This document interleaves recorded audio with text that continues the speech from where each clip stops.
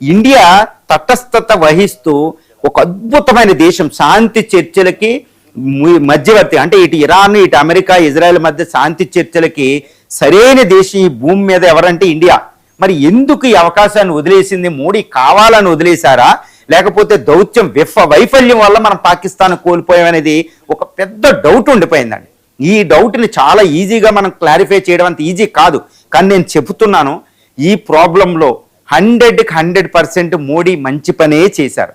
ఈ ప్రాబ్లంలోకి తల దూర్చకూడదు. ఒకటి ఉంటుంది చూడండి, 3 పిల్లల విషయంలో తల దూరిస్తే ఫైనల్గా ఏమవుతారు అనేది ఒక సామెతలు కూడా ఉంటాయి, అవేమి నేను చెప్పను. కానీ ప్రస్తుతం ఇక్కడ ఏంటంటే ఈ కాంప్లెక్స్ ప్రాబ్లం దగ్గరికి ఇండియా వెళ్ళకూడదు. సో 100% కరెక్టే చేశారు. ఒకప్పుడు నెహ్రూ నార్త్ సౌత్ కొరియాకి వెళ్ళినప్పుడు 1954లో అప్పుడు మంచి చేసింది, శాంతి కుదిర్చింది. తర్వాత ఈజిప్టు ఇటు బ్రిటన్ ఫ్రాన్స్ల మధ్య కూడా ఇండియా వెళ్ళి శాంతి చర్చలు కుదిర్చింది. కానీ ఈ ప్రాబ్లం అలాంటిది కాదు.